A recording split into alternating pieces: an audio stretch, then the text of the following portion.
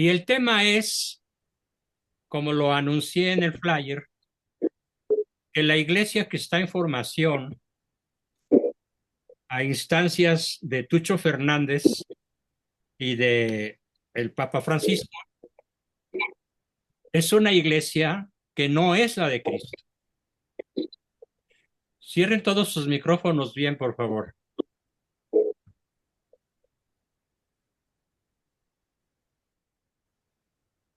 Sí, ya Héctor escribió el nombre del coro.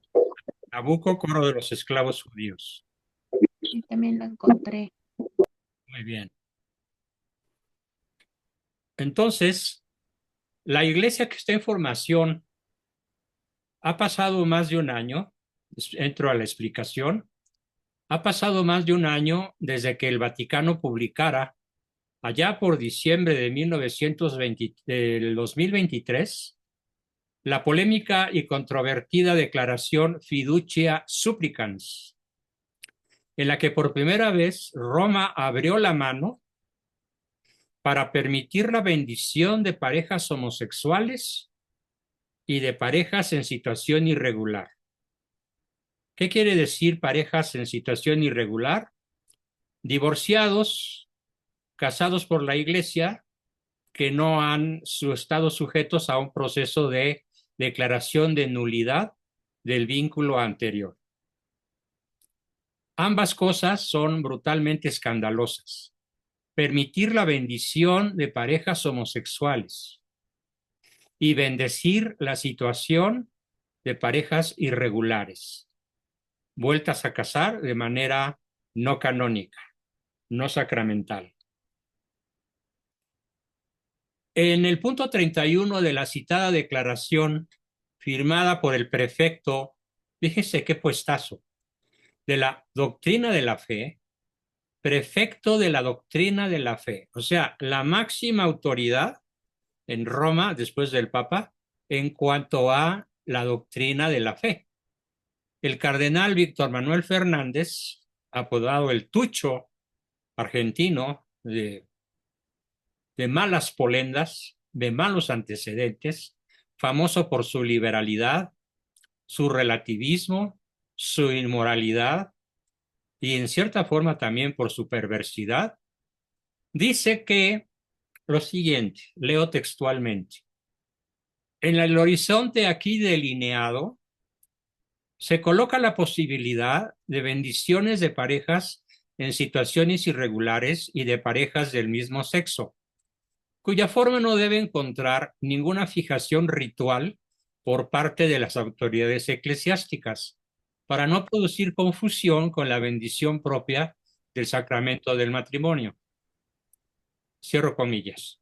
Este párrafo fue entendido y considerado, como muchos a lo largo del planeta, como un aval de la Santa Sede para bendecir a estas parejas irregulares, aunque fuera como una bendición de segunda categoría.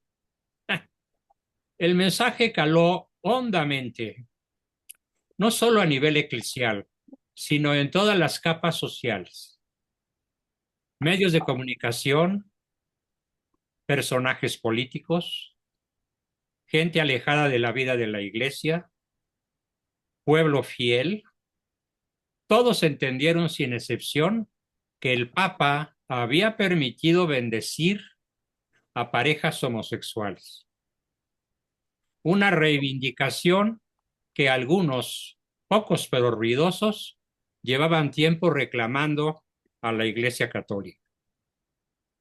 La convalidación de la sacramentalidad de la unión de parejas homosexuales, incluso diciendo que en una relación homosexual entre varones o entre mujeres tiene un sello eucarístico. A ver, tráguense ese sapo. Repito el sapo. La unión homosexual entre hombres y o mujeres tiene un sello eucarístico, es decir, del Corpus Christi, del cuerpo de Cristo, que se entrega por amor a una persona del mismo sexo. ¿Cómo la ven? Qué horror. ¡Qué horror! El revuelo causado, el revuelo Diabólico. diabólico, el revuelo generado esos días fue de una magnitud brutal, supina, extraordinaria, estruendosa. Conferencias episcopales de todo el mundo, cardenales y obispos levantaron la voz para manifestar su profundo malestar con esa declaración, que incluso llegó a debilitar el diálogo ecuménico con iglesias protestantes, con la Iglesia Ortodoxa rusa. Putin se opuso, lisa y llanamente dijo, esto en Rusia es inadmisible. Putin, que no es ninguna perita en dulce, que fue un agente de la KGB, que debe vidas inocentes o culpables tal vez también.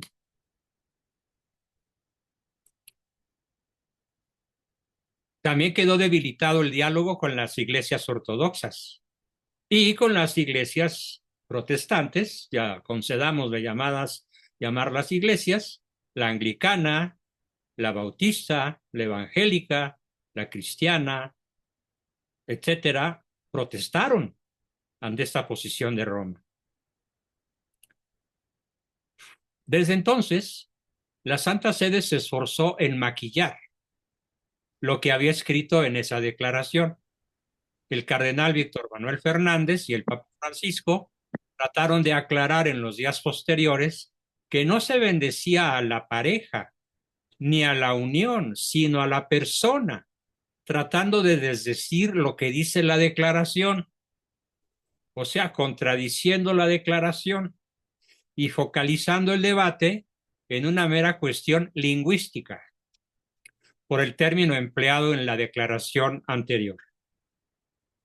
A pesar de los esfuerzos del Vaticano por recalcar que la intención no era la bendición y por tanto la aprobación de la pareja irregular, sino solo de la persona, el mensaje que llegó en la sociedad fue que el Papa Francisco, en su afán de modernizar y abrir la Iglesia, había permitido la bendición de parejas homosexuales. Como ya se avisó en infinitas ocasiones por parte de medios de comunicación fieles a la doctrina tradicional y de numerosos obispos y cardenales derechos ortodoxos fieles, este documento vaticano iba a traer consecuencias negativas, muy negativas, y a provocar tremenda confusión. Y así ha sido. De hecho, en lo particular, yo como terapeuta he tenido brutales discusiones con parejas que habían venido a consulta tratando de superar su homosexualidad y buscando una salida elegante, una salida terapéutica, una salida ortodoxa a su situación irregular. Y una vez que salió esta declaración, dijeron, venimos a comunicarte que hasta aquí llegamos porque nos adherimos a las declaraciones del cardenal Fernández. Bueno, pues condénense, váyanse por el camino fácil, derechitos al infierno. Así los despedí. Yo no puedo ser su cómplice. Pues tú te la pierdes. Y no estamos hablando de 3 pesos. Lo siento mucho. Prefiero entrar pobre al cielo que megamillonario al infierno. Así que su decisión está tomada, es una decisión errónea, luciferina, diabólica, y no les deseo éxito en su relación. Les deseo fracaso para que el fracaso los haga reflexionar. Hubo un caso muy sonado en España, en la diócesis de Jerez.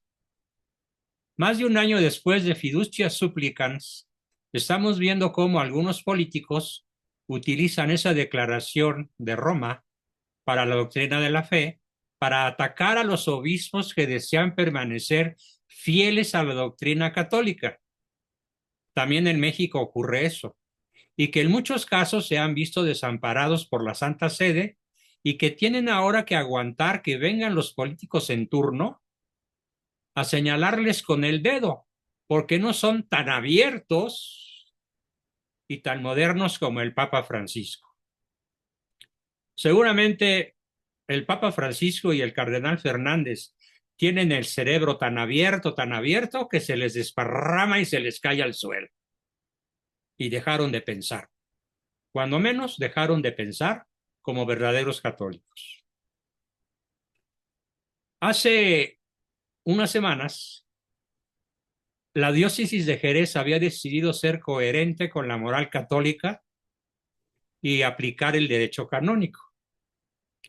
El obispado de Jerez decidió apartar de sus cargos a 2 personas de la Hermandad de las Angustias al haber contraído matrimonio civil, siendo los 2 del mismo sexo. Ante esa circunstancia, el obispado que pastorea un señor de Rico Pavés, de nombre Rico Pavés, aplicó el derecho canónico, apartando a esas 2 personas debido a su manifiesta incompatibilidad por la vida pública que llevan, ya que no se corresponde con lo que la Iglesia enseña y la que se armó.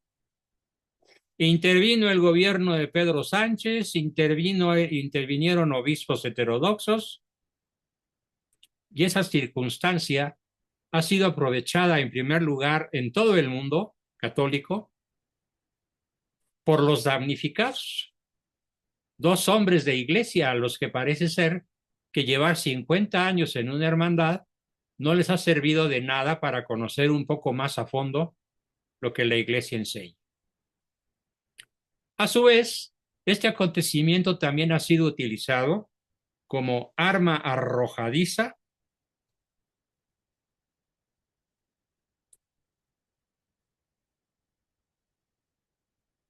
por los partidos de las izquierdas, tal y como publicaba esta semana La Voz del Sur, portador del Partido Socialista Obrero Español en Jerez, da su apoyo a estas 2 personas y muestra su discrepancia con el obispado, afirmando que el Papa aprueba las bendiciones a las parejas del mismo sexo. En la literalidad de la frase, el concejal socialista tiene razón y la culpa no la tiene él. Alguien en Roma debe dar explicaciones. En cualquier otra empresa humana, alguien cuyo trabajo ha logrado efectos adversos a los deseados ya estaría de patitas en la calle. Mientras tanto, la confusión y el caos se apoderan de la situación, dejando vendidos a aquellos obispos que pretenden defender en su integridad el Evangelio en su totalidad. Esto en España. Situaciones similares en Francia. Situaciones muy parecidas en Italia. Algunas en México, aunque en menor grado. El mundo católico, pues, está sacudido de confusión,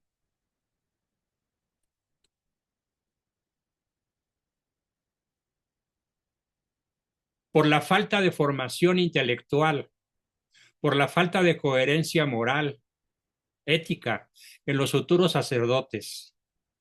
Dice, por ejemplo, el rector de la Universidad Eclesiástica San Dámaso, de la Universidad de las Asturias, la formación intelectual sólida da la posibilidad de comprender cada vez mejor la opción de vida que se ha tomado. Señala, subrayando que esta preparación busca formar evangelizadores capaces de dar razón de la propia esperanza. Y en cuanto a la relación entre la teología y la vida parroquial, ha explicado que el sacerdote debe ayudar a las personas a leer su vida con sus problemas a la luz de Dios, no a la luz del mundo. Y que debe hacerlo de un modo comprensible y vital. Ha enfatizado que la formación no se basa en ofrecer recetas, sino en proporcionar principios y luces claras desde la sabiduría del Evangelio y de la Iglesia. sobre la actitud que debe tener un sacerdote en su labor evangelizadora, contraria de manera absoluta a la de Francisco y a la de Tucho Fernández, tiene que ser esencial la condición de testigo de la palabra de Cristo, testigo vital, apasionado, encarnado del misterio eucarístico. Por eso resulta tremendamente luciferino que obispos y cardenales adictos a estas declaraciones demoníacas digan que en la relación homosexual hay un sello eucarístico, milagro reservado a la conversión del vino y del pan en la sangre y en el cuerpo de Cristo. Como si el acto homosexual tuviera algo que ver con la transubstanciación. Vamos, yo no hablaría de imbecilidad, hablaría de perversidad para quienes procuran difundir estas ideas. Este mismo sacerdote ha señalado con mucha tristeza que en su experiencia docente de más de 20 años, le ha sorprendido ver cómo los alumnos son capaces de cambiar de opinión para bien o para mal. Cuando no tienen una sólida formación intelectual, cambian para mal. Van abandonando el criterio eclesial, van abandonando el criterio cristiano para unirse a una especie de criterio mundano, luciferino, pagano, que le da gusto al puerco, Macarena. Como dice la cancioncita esa, dale alegría a tu puerco, Macarena. Tal parece que así se ha convertido en gran medida la Iglesia. Según ha expresado, esto demuestra que el ámbito intelectual no es un ámbito de ideas fijas, sino un lugar de verdadera transformación para llegar a sentir junto con lo que la Iglesia siente, piensa, hace, dice y enseña. En cuanto a su experiencia como sacerdote, ha expresado una profunda gratitud a Dios y a tantas personas con las que ha compartido su ministerio en diversas parroquias, y en la parroquia de San Dámaso sorprende ver cómo el Señor te va cambiando y va cambiando a tantas personas que son dóciles a la gracia de Dios. Porque Dios no cambia a nadie que no quiera. Dios no cambia el pensar, el sentir, el decir y el hacer de las personas necias que se aferran al criterio mundano, que lleva a la categoría de sacrilegio, de blasfemia, de una irreverencia que no tiene nombre, el decir que en el acto homosexual se da un espíritu eucarístico. Es tan denso el tema que, por cierto, este mismo señor, Monseñor Don Jesús Sanz, obispo de Oviedo, ha dicho algo que me encantó y hay que aplaudírselo. Bienvenido el señor Donald Trump para poner alto a la cultura woke y ponerla en el basurero de la historia. Bravísimo. Además, no creo que muy pocos de ustedes se acaban de dar cuenta que en la Casa Blanca se acaba de realizar un acto de adoración eucarística. ¿Alguien lo vio? Pues se los comunico. Imagínense a Trump, al obispo de Nueva York y a toda la alcurnia jerárquica de la Iglesia haciendo una consagración eucarística en la Casa Blanca, como si fuera una iglesia católica. Mayor apertura y nobleza en el señor Trump no puedo encontrar en ningún otro gobernante en la tierra. Así como he presentado lo trágico, lo triste, lo terrible que está sucediendo, quiero cerrar esta sesión platicándoles esa noticia tan alentadora de que Trump realiza un acto de adoración eucarística en la Casa Blanca, a pesar de que él no es de la confesión católica.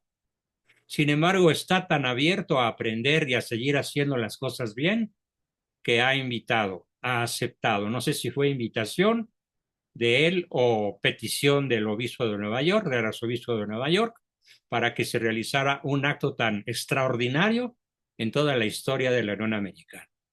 Bien, con esto concluyo mi exposición del día de hoy, bastante más breve que otras veces, porque les platico algo muy personal. Estoy estrenando dentadura, me duele mucho la boca porque fue un trabajo de más de 2 horas, entonces la verdad es que ya se me cansaron las mandíbulas y tengo muy lastimada el aparato bucal, así que damos pie a sus preguntas, comentarios, aportaciones y demás. Adelante, ¿quién quiere comenzar?